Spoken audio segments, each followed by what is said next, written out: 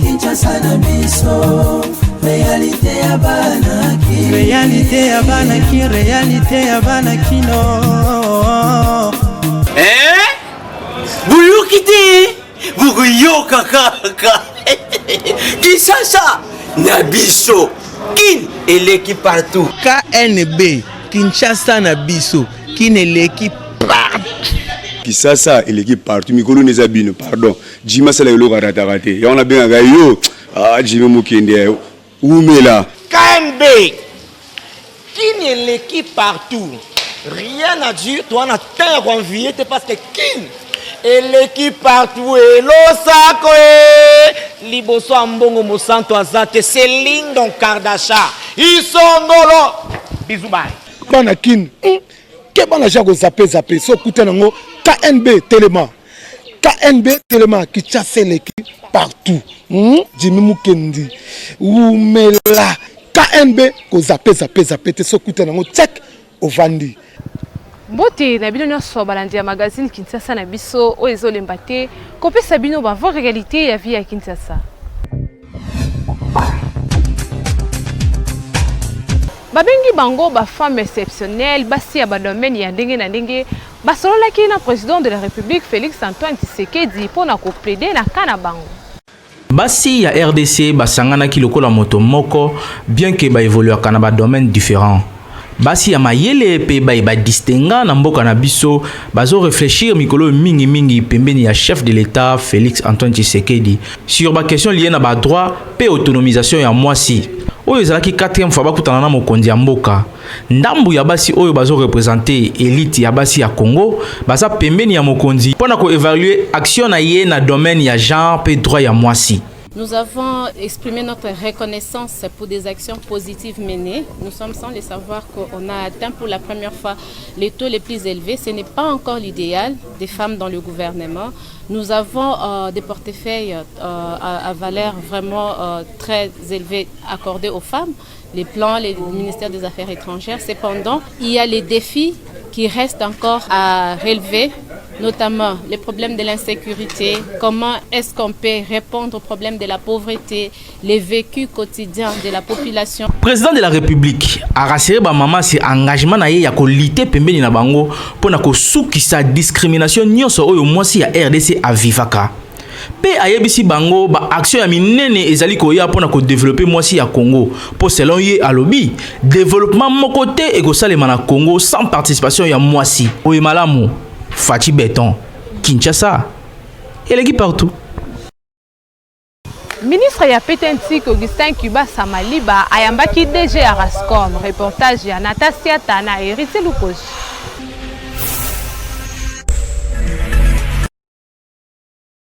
Ministre ya Poste, Télécommunications, puis Nouvelles Technologies et Information, puis ya Communication, PTNTIC, Augustin Kuba Samaliba, azalaki na séance de travail moko lundi 9 mars 2020, na directeur général ya Régional African Satellite Communication Organisation Rascom, Mamadou Sarr. Ezalaki question mingi na échange oyo, ko revoir ba besoin ya mboka na makambo etali connectivité to numérique, mais lisusu ko présenter ba service oyo Rascom est disposé pour ko aider RDC ko décoller bien na cadre ya ba nouvelle technologie et information.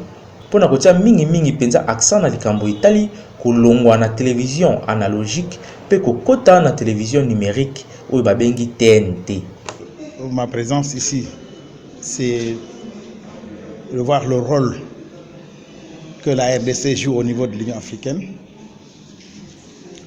Et jusqu'à présent, on s'est rendu compte que depuis des années, depuis le démarrage même, depuis le lancement du premier satellite, la RDC est en train d'utiliser le satellite de Rascom pour les services de télévision. Et ces services ne sont pas très bien connus. Les gens ne savent pas exactement, beaucoup ne savent pas que c'est Rascom qui offre les services. Aujourd'hui donc, on est là avec la filiale de Rascom, qui est Rascom Starcaf, à laquelle Rascom et d'autres partenaires ont mis en place pour tout ce qui est exploitation, lancement de satellites, commercialisation de satellites, pour revoir tous les besoins au-delà de la transition numérique, recadrer les besoins du pays en termes de connectivité, parce qu'il faut dire qu'on est dans un pays continent où vraiment le satellite a sa place. Donc on est venu donc pour revoir ce qu'on appelle la revue des besoins et regarder dans quelle mesure maintenant la RDSC va mieux s'impliquer, non seulement dans le fonctionnement de RASCOM, étant membre fondateur de RASCOM, mais également utiliser des services de RASCOM, New Look comme on dit, avec la nouvelle technologie que nous avons mis en place. Quand on a séance de travail, Oyo, directeur technique ya RASCOM a présenté quelques services. Oyo bango bazali ko proposer, mais surtout ba service Oyo ezali lié na télévision numérique, lokola internet, service universel, pe misusu. Monsieur Mamadou Sarr, DG ya RASCOM, a sepeli na détermination ya ministre ya PTNTIC Augustin Kibasa Maliba, Oyo à travers grand projet ya numérisation azali ko bunda pona ko silisa ba pasi nyonso lié na numérique na kati ya RDC.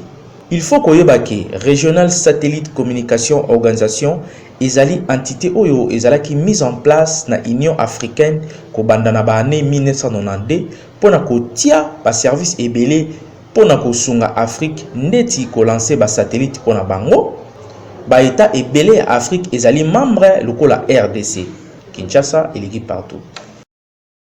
Premier cas ya coronavirus eza annoncé na Kinshasa et pas ministre ya santé mutu moko auteki Belgique nde amemaki yango. Un coronavirus est une maladie infectieuse qui affecte les voies respiratoires. Elle se propage principalement par de gouttelettes respiratoires expulsées par des personnes atteintes de la maladie et qui toussent. Les symptômes les plus courants de COVID-19 sont la fièvre, la fatigue et la toux sèche. Certains patients présentent des douleurs, une congestion nasale, un écoulement nasal, des maux de gorge ou une diarrhée. Ces symptômes apparaissent de manière progressive. Certaines personnes, bien qu'infectées, ne présentent aucun symptôme. Quelques mesures de protection pour tous pour éviter la contamination. Se laver fréquemment et soigneusement les mains avec une solution hydroalcoolique ou à l'eau et au savon. Maintenir une distance d'au moins 1 mètre avec les personnes qui toussent ou qui éternuent. Éviter de se toucher les yeux, le nez et la bouche. En cas de toux ou éternuement, il faut se couvrir la bouche et le nez avec le pli de coude ou avec un mouchoir à jeter immédiatement après. Si vous ne vous sentez pas bien, restez chez vous. En cas de fièvre, de toux et de difficultés respiratoires, consultez un médecin après l'avoir appelé et suivez les instructions des autorités sanitaires locales. Lelo tosaleli bino bilan général depuis coronavirus et banda reportage ya Natasiata. Bilan mondial ya batu oyo basi bakufi na coronavirus oyo ezobengama COVID-19 depuis mardi 10 mars oyo 2020 ils a déjà élevé na 4000 cas oyo esi bakufi pe 17 nouveaux batu oyo bauti kobakisama selon ba comptage ya AFP. Kasi d'après bilan moko Londres et utaki kosala lobby na INER na ba source officielle na bango ke ezali 4011 décès oyo esi bakufi na coronavirus pe 110 000 personnes ne baza contaminées na plus de 100 pays pe ba territoire ya monde mobimba. Na yango esalaki président chinois Xi Jinping akitaki mardi oyo na Wuhan esika wapi centre ya épidémie oyo ezali, c'est-à-dire ville ya liboso oyo ba détectaki coronavirus pour la première fois. Visite oyo ezalaki pona ko palper information oyo sur site ya contamination ndenge ba source officielle elobaki. Président chinois alobi yemoko akosolola na ba habitants, ba médecins, ba malades na ba responsable politique pona ko yeba soki maîtrise ekoti na prise en charge ya ba patient pe ya population.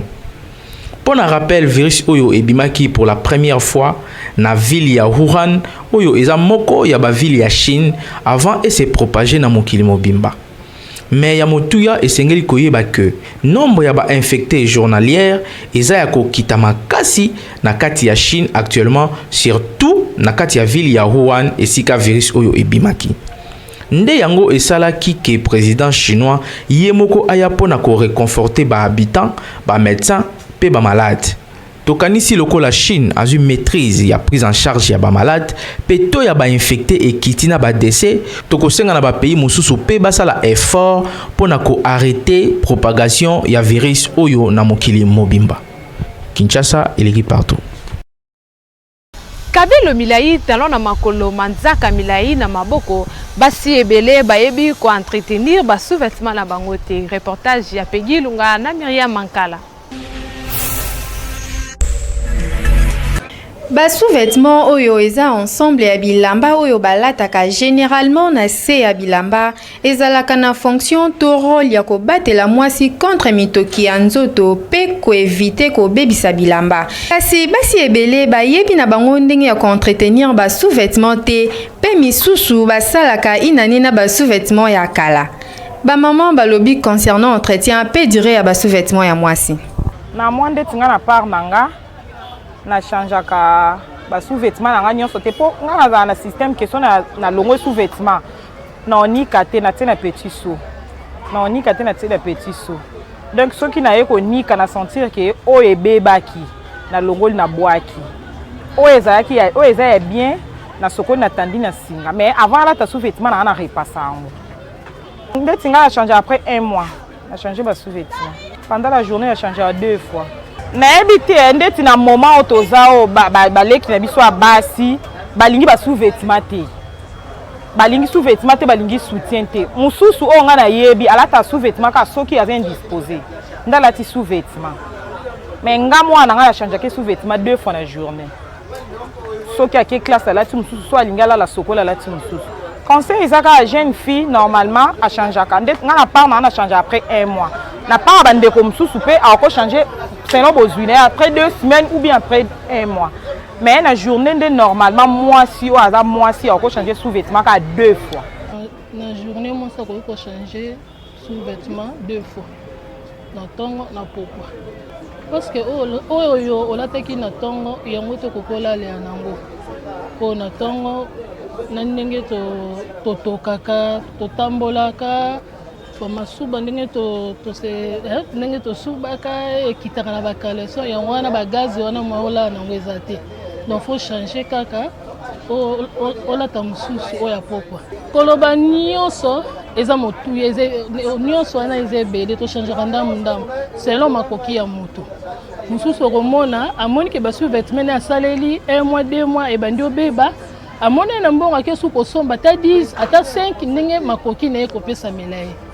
Des fois, so sokoli na tongo olongo na poka pe osokola ti lisusu na moi na ko changer ta ba 2 semaines pour la version micro. Bon, étant que moi si a ko changer sous-vêtements la journée 3 fois na tongo après midi na pourquoi pas là pour na ko surtout pour ngai mingi pour la infection. Pour vendre la sous-vêtements journée mobimba et comme la maladie c'est parce qu'il a changé en gros on a changé na 17h on a changé avant là on a changé par mois on a changé la sous-vêtements na nyonso 1 mois on a changé 1 mois on a changé. Mwasi ya sengeli azala na ba sous-vêtements ebele pe ya sengeli ko changer yango 2 à 3 fois par jour kasi ba sous-vêtements yango pe esengeli ko sokola yango malamu pona ko éviter ba makwanza ba irritation ba solo ya mabe pe ba infection ya makasi. Bongisa ba sous-vêtements ndeko mwasi oyo etoboka veut dire ya madofolo bwaka pe kotisa ya sika po mwasi nde propriété. Kinshasa eleki partout.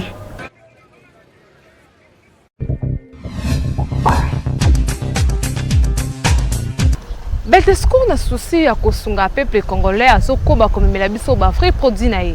Beltexco toujours proche ya peuple congolais auti kotia na marché gamme ya sika super glue Simba colle oyo ezali transparente ezali kokole na quelques secondes ya pamba ba pneu ba sac ba tasse atape ba jouer ya bana na biso.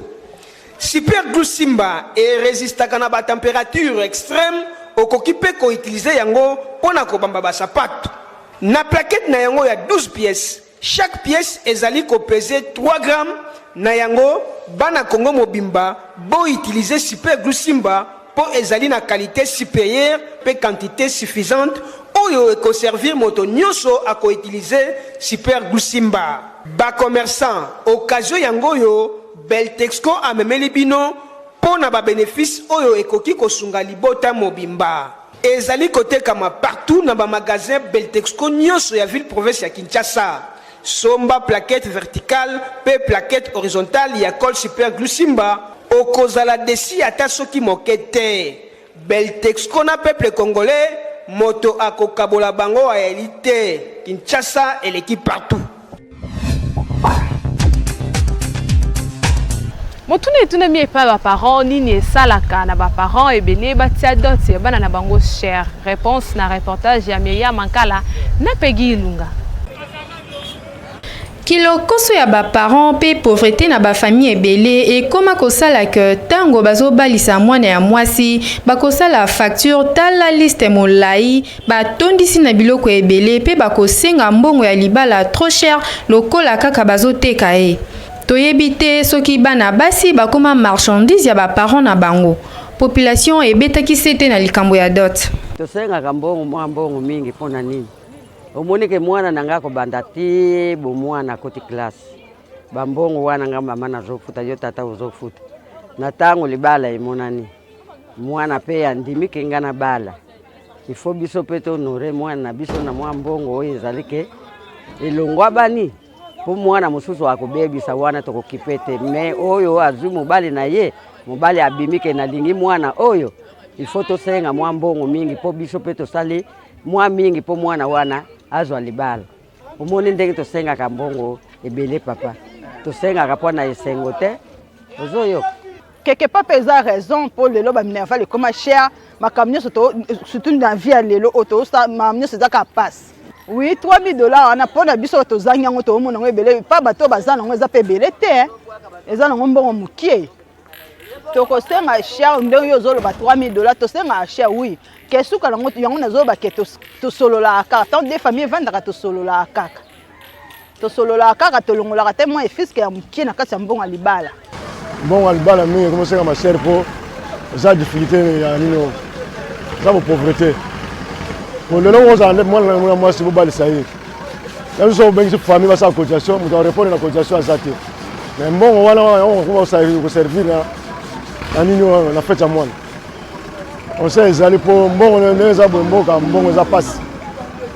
Tant on sa facture à mariage faut y ba payer mobali on a nini à sala wapi. Pour yo senga cher. Bon so senga ça symbolique kat. La famille peut avoir la possibilité donc bon on senga ça symbole. Bible et lobby et le très capital. Marie est allée le roman unir. Moi c'est mon bali la mise sur bateau. Mais biso to interpréter le quoi na mabe et cela est dit na ba difficulté au bateau va rencontrer surtout na environnement to ça en Afrique et consort. Libala les le côté au muto ko senga la mbongo ebele. Soubasima ya ko senga mbongo ebele na libala ezaka pauvreté. Parce que muto mona comme teka mwana na ye pour en contrepartie azwa mbongo. Mais en réalité libala to ko senga ba mbongo ebele parce que ba ko na biso na kala bazako bala na ba symbole. Même si le comme ko senga mutu groupe électrogène mbongo mo exorbitant au mutu akokana e pété au futati. Lelo jeunesse congolaise a confronté na ba sérieux problème de chômage. Maintenant ba jeune lokola ba yebi que mariage ezali inévitable bazako lukakaka ba koksa mokano o nzambe asengi et puis oyo mokileza ko senga biso to sala.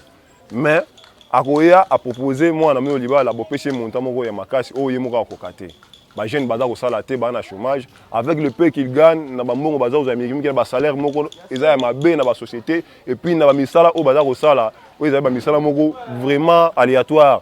Mais akoya ko senga mino libala bo senge montant moko o ya ko ane ko futate. Donc il ne sera pas en mesure ko pesa mbongo wana libala yango zo mona basi bazako tula.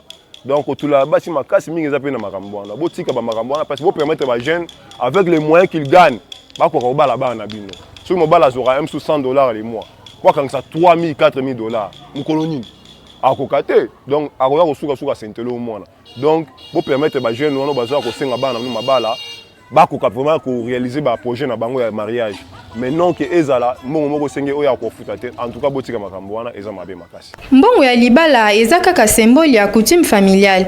Papa batekaka mwana te kasi babalisaka. Pe mbongo ya libala esilaka te ndenge balobaka. Baparent boyebaka ekomatisa mbongo ya dot yango pe ezotulisa bana basi ebele po mibali baza na bango na misala ya malonga te. Baparent ete ya bino. Pratique ya sika na Kinshasa fi akoma soki aboyani na copain na ye avant bazonga na ifo afuta man. Reportage ya Hervé Zaka na Charlène Bokangi. Tambola na mokili omona makambo Kinshasa makambo ndenge balobaka. Lelo système moko ekomi na Kinshasa kaka na kisheri topé na ki copinage soki mobali baboyani na chéri na ye liboso ya kozongisa bolingo to kozongisa relation na bango basi bakoma ko exiger ba amende liboso ya kozonga na, c'est-à-dire moi quelque chose na maboko kosombela ye chaînette pan topé eloko mususu na yango rédaction ya magazine KNB ekitaki sur le terrain pona ko solola na bandeko mingi penza epai ya bandeko mibali bango balobi eza nango mabete soki yende azalaki na faute akoki kofuta na ye amende na koyeko futa soki mwasi wana aza sérieuse soki asalanga mabete asalanga mabe moko boyete na vie mambo etali mobulu wana nde soki proposenga amende wana koki kopesa pongande na sali mabe mais soki ezaka yepe asalaka ngaba mabe akutinga bena mabe wana na kopesa te wana biso nyonso tokomi légal amende oyo eza valable na moni par exemple moi chaînette moi mbongo ya moi quantité moi ya bien to moi eloko moko ekoki na possibilité na ngai naza capable ya kopesa parce que nazo sa relation na ngana mwasi na nga parce ngani na sali mabe non eza mabe te ngam na sali mabe ngam na sali mabe aza obligé ya kofuta amende soki ezalaki na ba famille na bango bayebi amende na kopesa na maboko mwasi te na kokende na famille na futa bikila parce que na balanaki na ye na sali mabe akotinga na mwasi na kopesa niveau famille lokola famille yebi te nde na capable ya kopesa yango libanda na ndenge tukutanelaki obligatoire te mais soki toza na bolingo faut kofuta yango nasenga selection asala mwasi mabe atusaki mwasi asentir ya tutushe esenga kende akei mais soki asenga zonga soki esenga mani faut kopesa po otaka mwasi aleki nyonso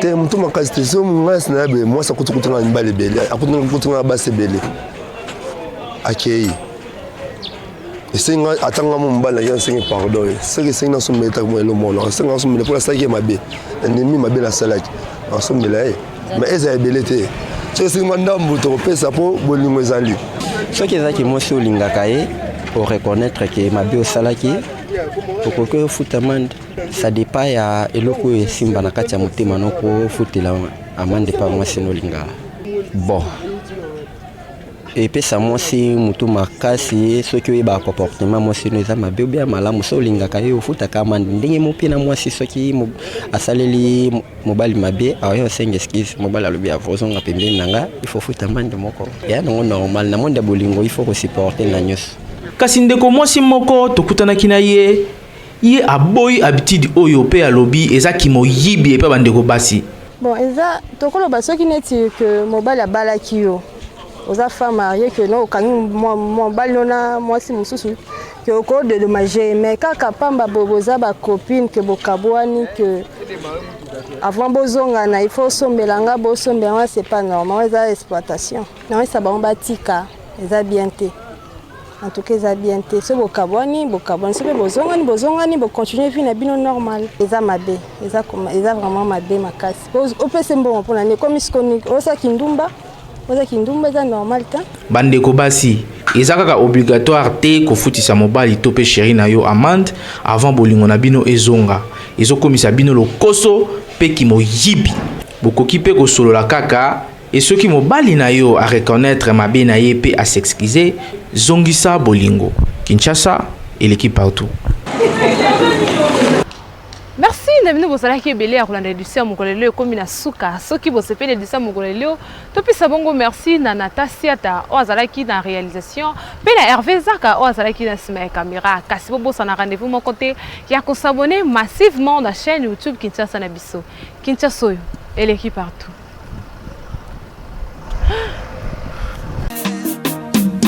Magazino